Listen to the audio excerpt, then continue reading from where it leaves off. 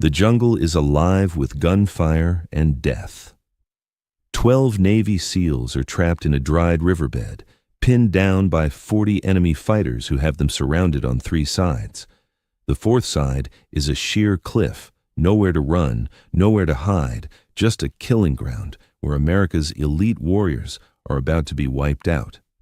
Staff Sergeant Nadine Parker watches through her rifle scope from a concealed position 800 meters away, elevated in the dense jungle canopy. She's been tracking these enemy fighters for 2 days, watching them set up ambush positions, waiting for American forces to walk into their trap. And now the trap has been sprung. Through her scope, she sees SEAL operators taking cover behind rocks and fallen trees, returning fire against impossible odds. She sees muzzle flashes from 40 different positions in the jungle, machine guns, rifles, coordinated fire that's chewing up the SEAL's defensive position. She sees 2 SEALs already down, dragged into cover by their teammates. The radio transmission crackles through her headset. Any station, this is Neptune 1. We are pinned. Enemy force 40+. We have wounded. Request immediate QRF and air support. Over. Command responds with the answer she knew was coming. Neptune 1, Overwatch copies. QRF is inbound, ETA 30 minutes. Air support unavailable due to weather. Hold your position. 30 minutes. Nadine can see the enemy massing for a final assault. The SEALs have maybe 5 minutes before they're overrun. She looks at her Barrett M82A 1.50 caliber sniper rifle, 20 rounds loaded, 1 already chambered. The jungle around her is so thick that nobody can see her position, hidden in a natural platform 60 feet up in a massive tree. She's invisible, silent, deadly. Her orders are clear. Observe enemy movements, gather intelligence, do not engage unless directly threatened. Her mission is reconnaissance, not combat support. But 12 Americans are about to die because she's following orders. Nadine keys her radio to the SEAL frequency. Neptune 1, this is Reaper 6. I have elevated position 800 meters northwest of your location.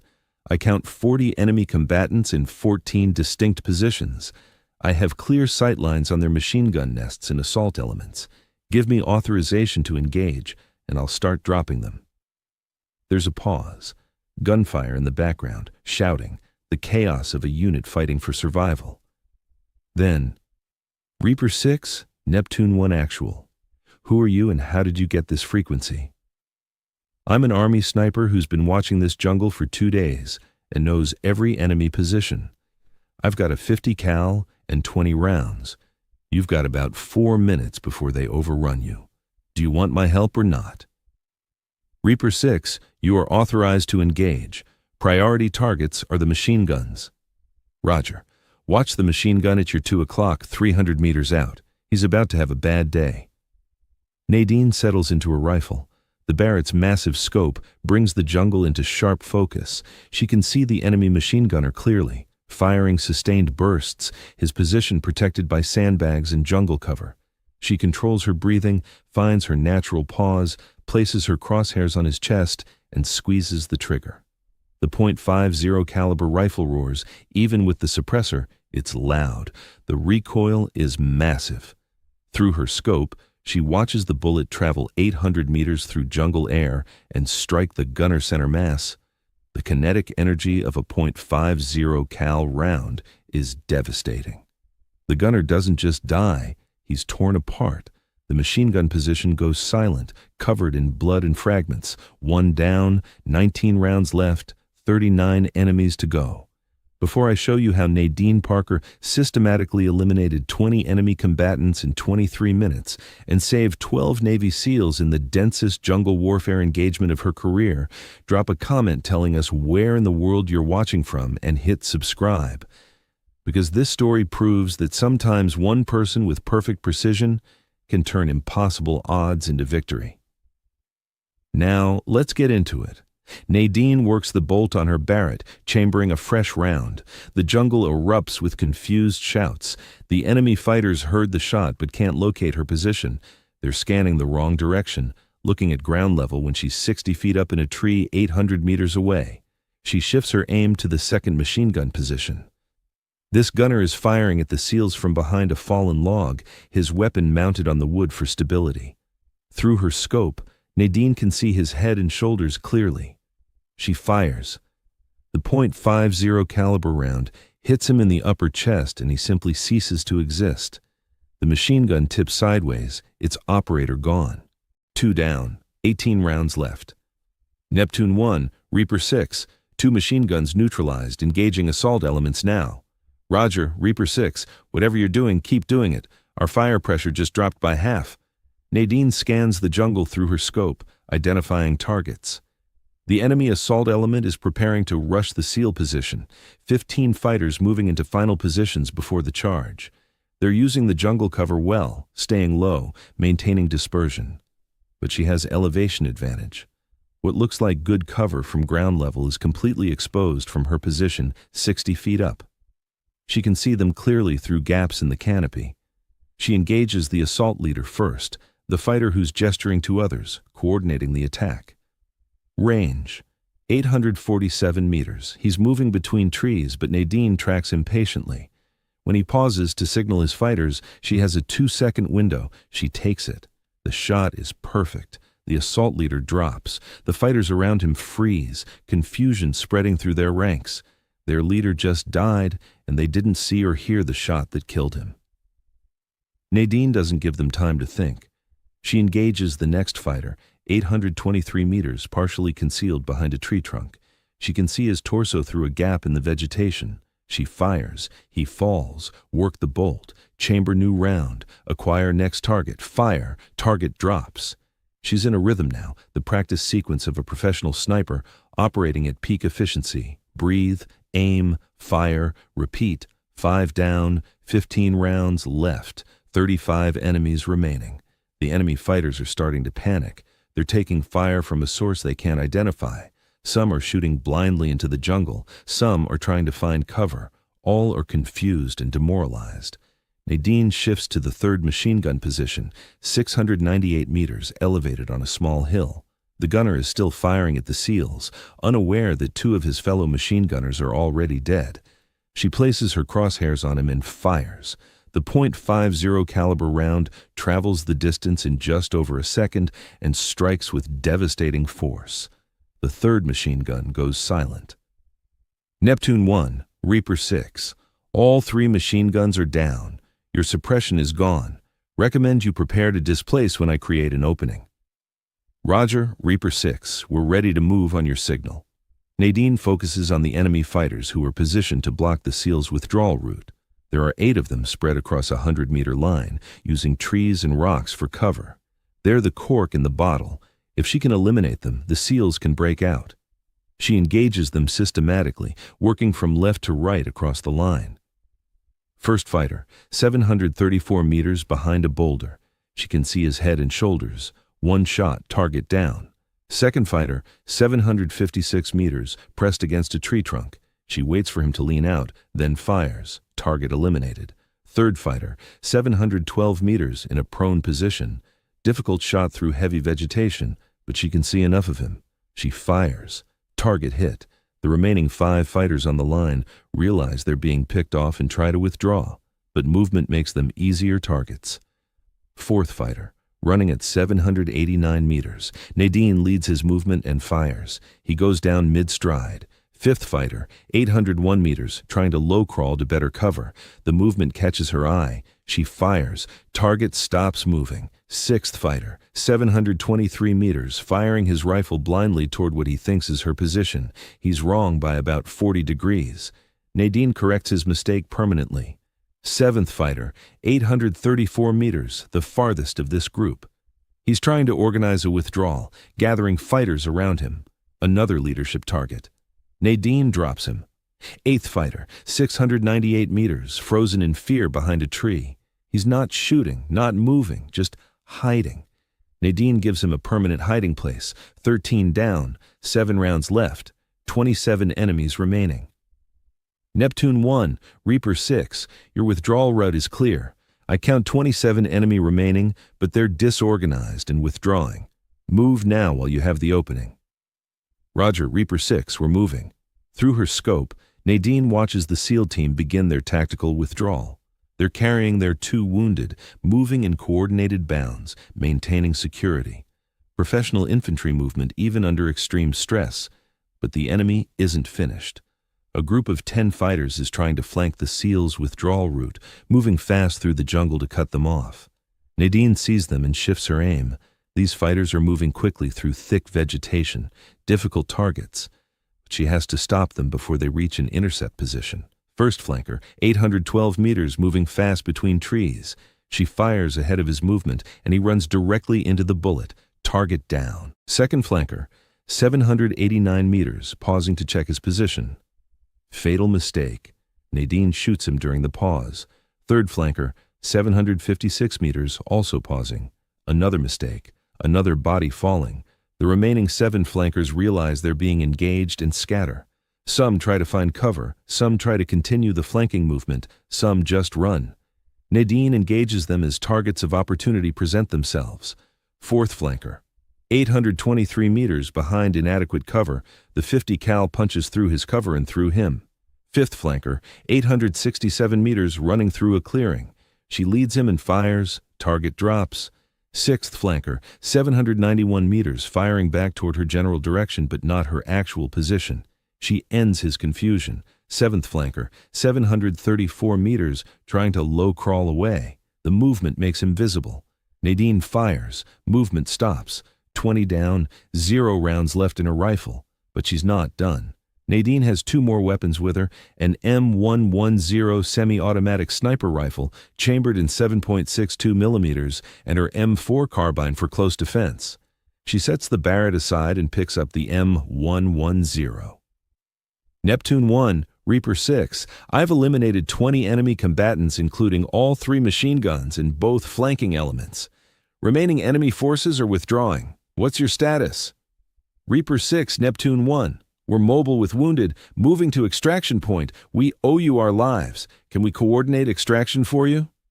Negative, Neptune 1. I'm mission-focused here, but I'm tracking 7 remaining enemy fighters who are trying to regroup. I'm going to make sure they don't follow you.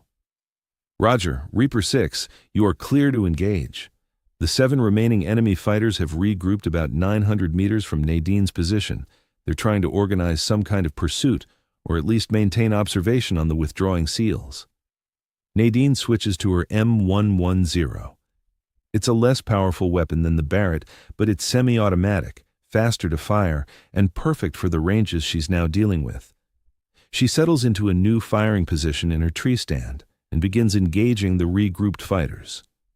First shot, 887 meters, center mass on the apparent leader. The 7.62 millimeter round hits, target down.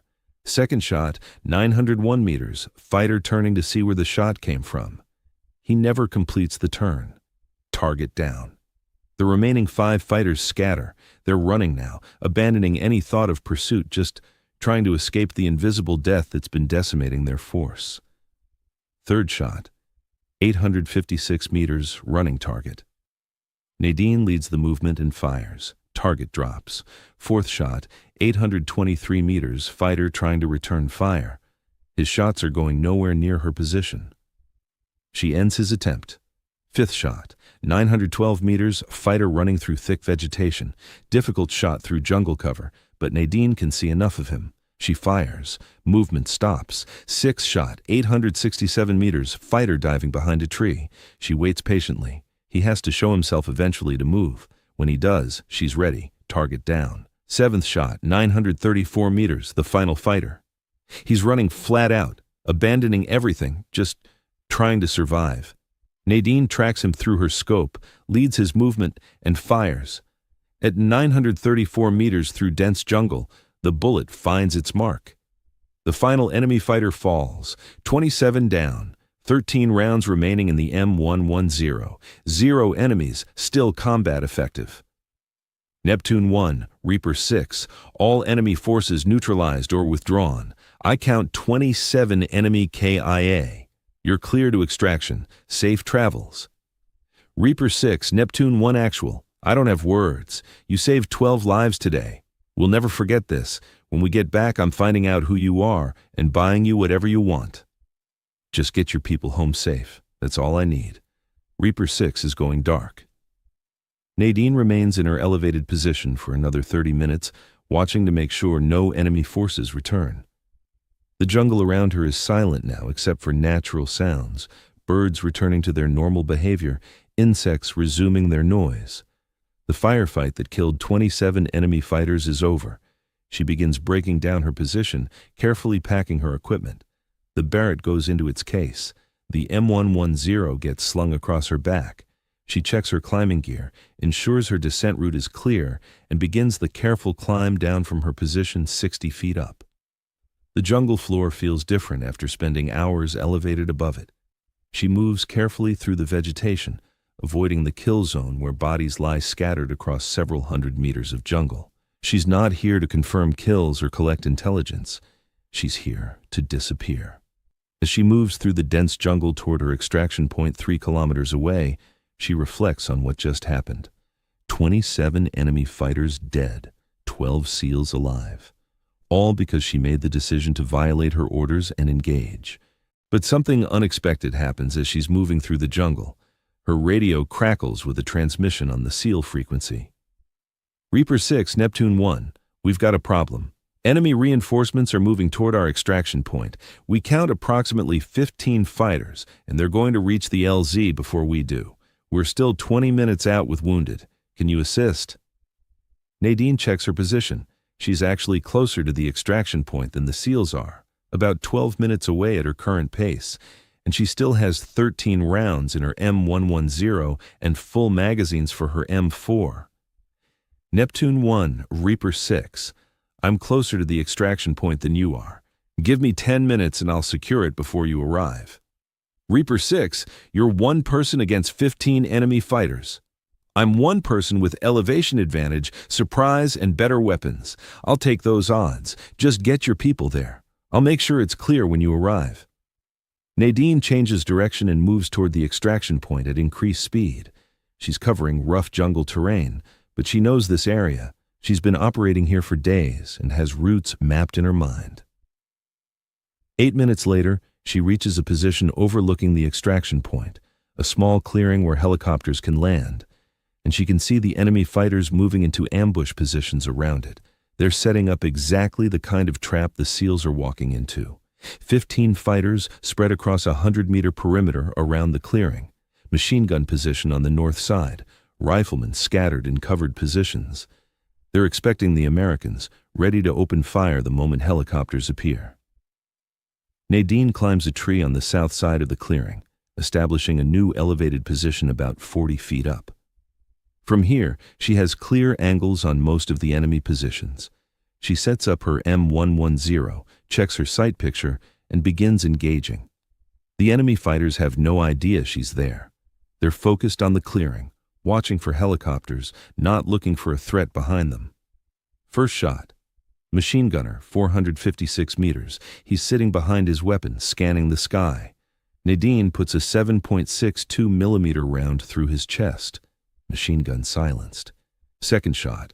Fighter on the north perimeter, 389 meters. He's in a prone position, rifle aimed at the clearing, target down. Third shot. Fighter on the east perimeter, 412 meters. Target eliminated. The enemy fighters realize they're under attack, but they don't know from where. They're looking toward the clearing, toward the tree line at ground level, everywhere except up in the trees behind them. Nadine continues her systematic elimination. She's firing methodically, picking targets based on threat level and position. Every shot is deliberate, precise, final. Fourth shot, 445 meters, fighter trying to locate her, target down. Fifth shot, 398 meters, fighter running for better cover, target drops mid-run. Sixth shot, 478 meters, fighter returning fire toward the wrong location. Nadine corrects his aim permanently. Seventh shot, 423 meters, fighter trying to organize the others, leadership target eliminated. The remaining 8 fighters are panicking now. Half their force has been killed in under 2 minutes by an enemy they can't see. Some are trying to withdraw, some are trying to fight. All are vulnerable. 8th shot, 467 meters withdrawing fighter, target down. 9th shot, 391 meters, fighter taking cover behind a tree. She waits for him to lean out. When he does, target eliminated. 10th shot, 434 meters, fighter firing blindly into the jungle, target silenced. 11th shot, 456 meters, fighter running. Nadine leads the movement, target drops. 12th shot, 489 meters, fighter trying to drag a wounded comrade. Both go down from one shot that passes through the first and into the second. 4 fighters left. They're running now, abandoning the ambush, abandoning their wounded, just trying to escape. 13th shot, 501 meters, running fighter, target falls. 14th shot, 478 meters, another runner, target eliminated. 2 fighters left, both running hard through the jungle. Nadine switches to her M4 carbine, faster target acquisition for moving targets at medium range. She drops down from her tree position, lands smoothly, and moves toward the extraction clearing. As she reaches the tree line, she spots the 2 remaining fighters trying to circle back toward friendly territory. She engages with her M4. 3-round burst at the first fighter, 180 meters out. He goes down. 3-round burst at the second fighter, 165 meters. Target eliminated. 15 enemy fighters dead. Extraction point secured. Neptune 1, Reaper 6. Extraction point is secure. I count 15 enemy KIA. Your LZ is clear. Helicopters can approach safely. Reaper 6, Neptune 1. We're 2 minutes from your position, and I'm beginning to think you're not actually human. Just well-trained, Neptune 1, and properly motivated. Nadine moves to the edge of the clearing and establishes a security position, scanning for any additional threats. The jungle around her is quiet. 42 enemy fighters dead in less than an hour of engagement. It's the kind of casualty rate that breaks enemy forces psychologically as much as physically. 2 minutes later, the SEAL team emerges from the jungle, carrying their wounded. They're moving tactically, weapons ready, but visibly exhausted. Lieutenant Commander Jake Morrison, the SEAL team leader, spots Nadine at the tree line and moves toward her. He's muddy, bloody, exhausted, but alive. Reaper 6, I presume? Staff Sergeant Nadine Parker, Army sniper. And before you say anything, yes, I know I violated my orders by engaging. I was going to say thank you for saving my entire team. Twice. First you pulled us out of that ambush, then you secured our extraction. That's 42 enemy fighters you've killed today. I count 43 actually. But who's keeping track? Morrison stares at her, processing this. 43. Jesus Christ, how's that even possible?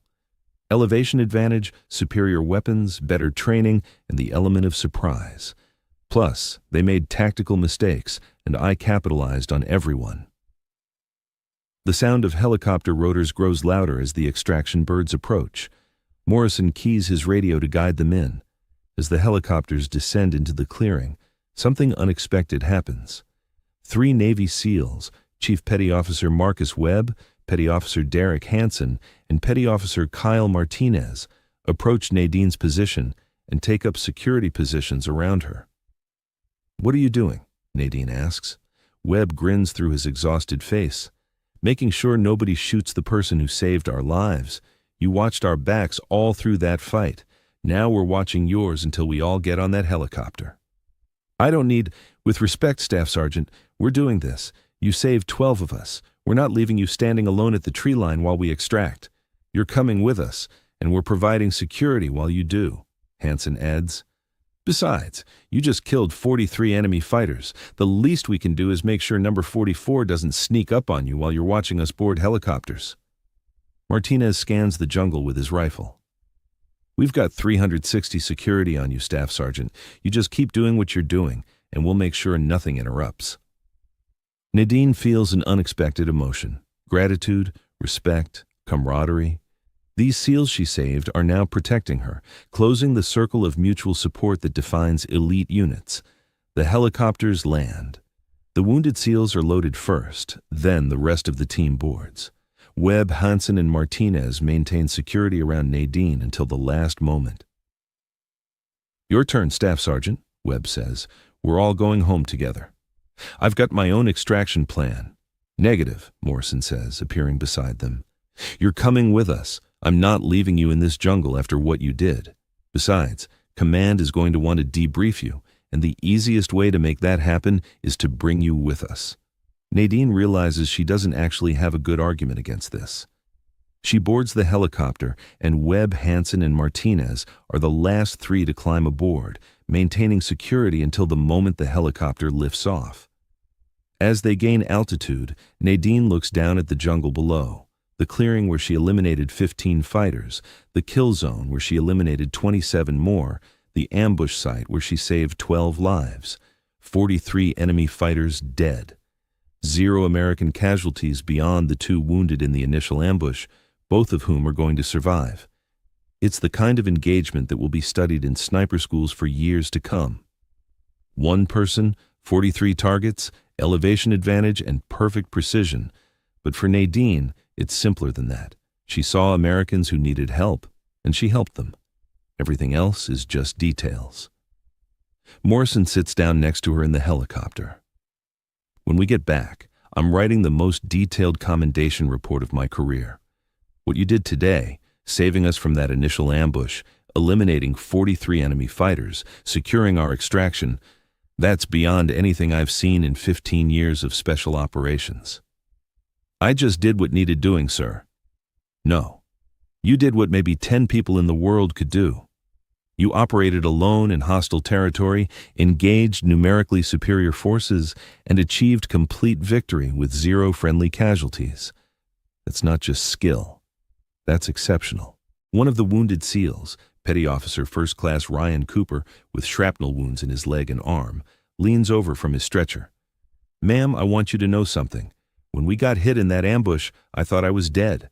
I was lying there bleeding, listening to 40 guns firing at us, thinking this was it. And then their machine guns just stopped. Then their assault element stopped. Then everything stopped. We didn't know what was happening until later. One Army sniper had eliminated 27 hostiles and broken their entire attack. I'm glad you made it, Petty Officer. Because of you. We're all here because of you. The helicopter flight back to base takes 40 minutes. During that time, the SEALs treat Nadine like one of their own, sharing water, sharing stories, making jokes to relieve the tension of what they've been through. Webb, Hansen, and Martinez stay close, maintaining what they call personal security, but what really means they've adopted her as part of their team. When they land at the forward operating base, something remarkable happens. The entire SEAL platoon is waiting on the tarmac. As Nadine steps off the helicopter, they form 2 lines leading away from the aircraft. Morrison guides her between the lines, and every SEAL she passes nods in respect, a silent acknowledgement from some of America's most elite warriors to the sniper who saved their teammates. At the end of the line stands Captain Sarah Chen, commander of all Special Operations Forces in the sector. She waits for Nadine to approach. Staff Sergeant Parker, I've been receiving radio reports about your actions for the past hour. 43 enemy fighters eliminated, 12 SEALs saved, extraction points secured. Is this accurate? Yes, ma'am. Though I should note that I violated my rules of engagement. My orders were to observe only, not engage, unless directly threatened. I'm aware. I'm also aware that if you'd followed those orders, I'd be writing 12 death notifications instead of standing here talking to you. Your orders have been retroactively modified to include defensive support of friendly forces. The engagement is considered justified. Thank you, ma'am. Don't thank me. Thank Lieutenant Commander Morrison. He's already filed a recommendation for the Silver Star. I'm endorsing it.